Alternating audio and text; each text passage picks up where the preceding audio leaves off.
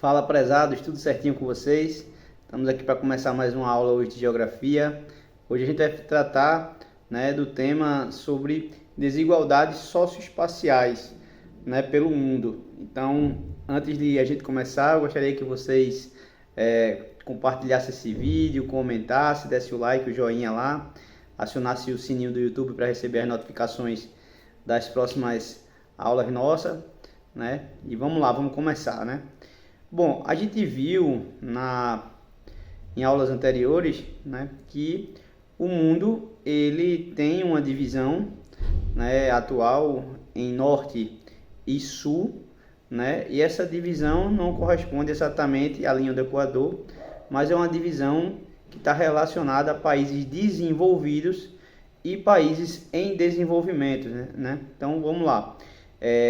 Países desenvolvidos, Então você tem ali Estados Unidos, Canadá, você tem Europa, Você tem boa parte ali da Ásia, correspondendo aos tigres asiáticos, e ainda pega, na Oceania, Austrália e Nova Zelândia. Então, países da América Central, América do Sul, África e algumas partes da Ásia são considerados países em desenvolvimento, Os países do sul são chamados de periféricos nesse contexto, e os países do norte, eles são chamados de países centrais, E eles têm algumas características que a gente vai destacar aqui. Então vamos lembrar aqui o seguinte, no caso dos países desenvolvidos, a gente tem uma elevada desigualdade, socioespacial.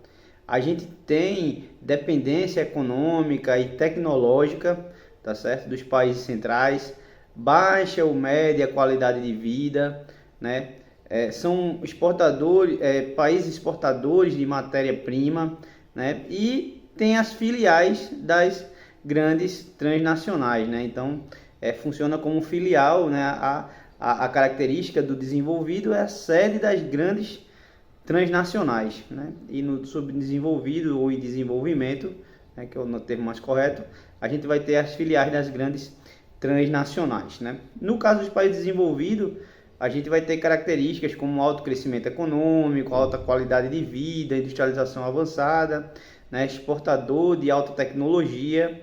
Então, a gente vai ter esse contexto, das desigualdades socioespaciais pelo mundo. Então, normalmente cai em questões de prova, questões de vestibular, vai cair aspectos relacionados aos índices e às taxas, que a gente pode estar trabalhando. Então, veja só, a gente vai falar aqui um pouquinho sobre o PIB, que é o Produto Interno Bruto. Então, é feito, um cálculo de toda a produção de um determinado país de bens e serviços ao longo de um ano, E com isso a gente vai chegar em valores ali, no caso do Brasil, é um dos poucos países do mundo que ultrapassa 1 trilhão, e aí a gente vai ter esse parâmetro, que é um parâmetro muito ligado à questão financeira, à questão econômica, E aí demonstra aqueles países que têm maior riqueza, de produção. Bom, a gente também tem um outro índice chamado o índice de paridade do poder de compra, Então, o índice de paridade do poder de compra, de maneira informal, a gente pode pegar um exemplo que é o seguinte: você com quantos reais você compra determinado produto aqui no Brasil, e esse mesmo produto, lá nos Estados Unidos, com quanto de dólares você poderia comprar ele?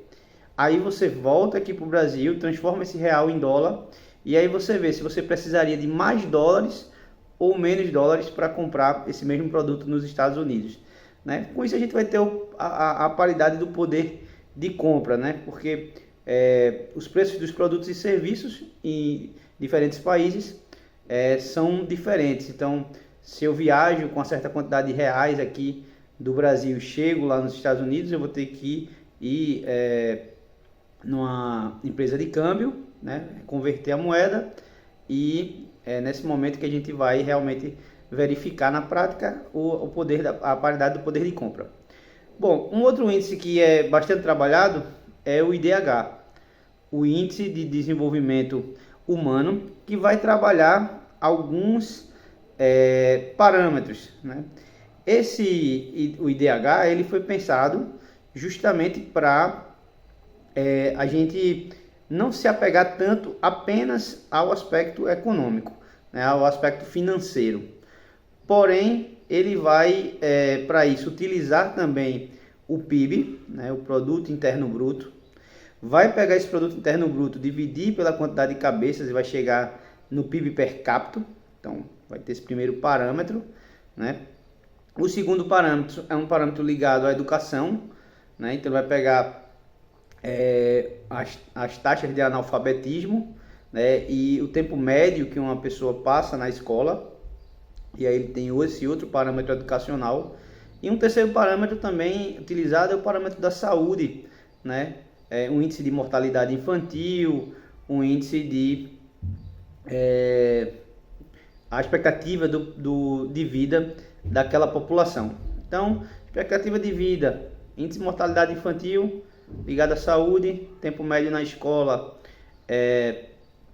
e índice de analfabetismo ligado à educação e PIB per capita, né, ligado à questão econômica. Com isso você vai chegar num valor, tá certo, que vai de 0 a 1. Quanto mais próximo de 1, maior o IDH daquele país. Quanto mais próximo de 0, menor o IDH. No caso do Brasil, o Brasil está com IDH de 0,7, né? Então a gente tem um IDH considerado alto, né? Tá longe do da Noruega, 0,9, e tá bem melhor do que o do Níger, 0,3, né? Mas aí é só para a gente entender que existem esses parâmetros para a gente realmente classificar em país desenvolvido e em desenvolvimento. Outro índice também bastante utilizado é o índice de Gini, que é um índice que vai verificar, de certa forma, a distribuição, né, de renda e de terra. Então, é um índice que está muito ligado à concentração, né? Ou seja, verificar se está havendo concentração de renda ou concentração de terra na mão de poucos, ou seja, ou se está tendo uma boa distribuição das riquezas dentro daquele país. O índice de Gini ele vai de 0 a 100, né? Quanto mais próximo de 0, mais igualitário é a distribuição das riquezas naquele país. Quanto mais próximo de 100, a desigualdade ela é maior. Então, a gente vai ter aqui como exemplo, né, o Brasil, que está ali entre 50 e 55, né? Então, o Brasil é um país, né, que tem uma dificuldade muito grande, tanto na questão da desigualdade da distribuição de terras, né?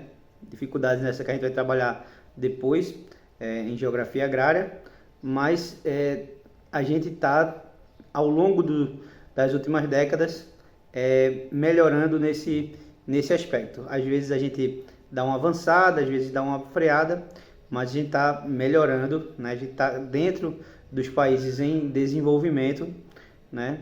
Dentro de outro contexto também, que é chamado de países emergentes, que a gente vai ver também numa próxima aula com mais detalhes. Então é isso, né? Sobre desigualdade socioeconômica no mundo, a gente tem essas questões aí para trabalhar para o vestibular e para conhecimento mesmo e formação nossa como cidadão crítico do mundo, né? Da realidade socioespacial que a gente vive. Valeu, galera. Obrigadão, até a próxima.